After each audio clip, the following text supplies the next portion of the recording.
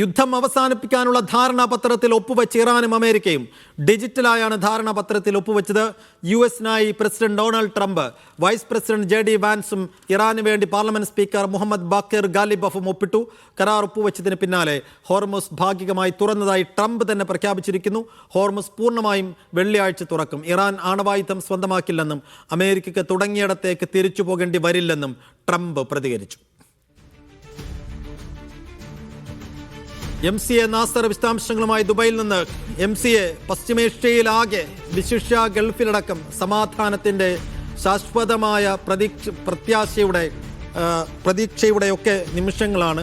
3 മാസത്തിലധികം നീണ്ടുനിന്ന വലിയ അസ്വാരസ്യങ്ങൾക്കും കാലുഷ്യങ്ങൾക്കും പൂർണ്ണമായ വിരാമമാകട്ടെ എന്ന് നമ്മൾ പ്രതീക്ഷിക്കുന്നു. അങ്ങനെ പൂർണ്ണമായ വിരാമം ഉണ്ടാകുന്നതിൻ്റെ സൂചനകളും പുറത്തു വരുന്നു. എങ്ങനെയാണ് ഒടുക്കം ഇതൊരു ഉടമ്പടിയിലേക്ക് എത്തിയത്? ആരൊക്കെയാണ് അതിൽ നിർണായകമായി പങ്കുവഹിച്ചത്? MCA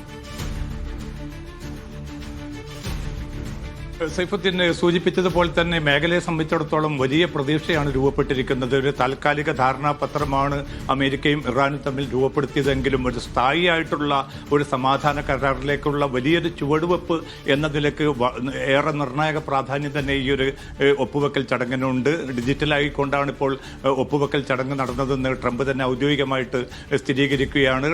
അമേരിക്കൻ പ്രസിഡന്റ് ട്രംപും അതോടൊപ്പം തന്നെ വൈസ് പ്രസിഡന്റ് JD വാൻസുമാണ് അമേരിക്കയ്ക്ക് വേണ്ടി ഈ കരാറിൽ ഡിജിറ്റലായിട്ട് ഒപ്പിട്ടിരിക്കുന്നത്.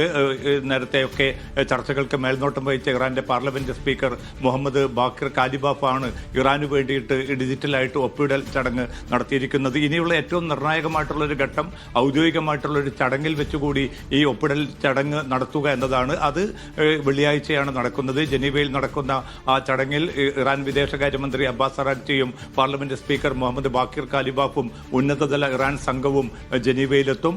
അമേരിക്കയുടെ ഭാഗത്തു നിന്ന് വൈസ് പ്രസിഡന്റ് JD വാൻസ് എന്തായാലും ഉറപ്പാണ്. ട്രംപ് പോലും ഒരു പക്ഷേ ചടങ്ങിൽ പങ്കെടുക്കാനുള്ള ഒരു സാധ്യത തള്ളിക്കളയാനാവില്ല. കാരണം ട്രംപിനെ സംബന്ധിച്ചിടത്തോളം അത്രയും നിർണായകമായിട്ടുള്ള ഒരു കരാറായിട്ടാണ് അദ്ദേഹം ഇതിനെ വിലയിരുത്തുന്നത്. അതുകൊണ്ട് തന്നെ ഈ കരാർ ശക്തമായി തന്നെ മുന്നോട്ട് പോകും. അതിൽ വലിയ തടസ്സങ്ങളൊന്നും താൻ പ്രതീക്ഷിക്കുന്നില്ല എന്നാണ് അല്പം മുമ്പ് ജനീവയിൽ മാധ്യമപ്രവർത്തകർക്ക് മുമ്പാകെ ട്രംപ് അറിയിച്ചിരിക്കുന്നത്. കാരണം ഈ കരാറിന്റെ വിവിധ ഘട്ടങ്ങൾ സംബന്ധിച്ച് അല്ലെങ്കിൽ അതിന്റെ വ്യവസ്ഥകൾ സംബന്ധിച്ച ഔദ്യോഗികമായിട്ട് ഇനിയും ഈ ഉള്ളടക്കം പുറത്തു വരേണ്ടതുണ്ട്.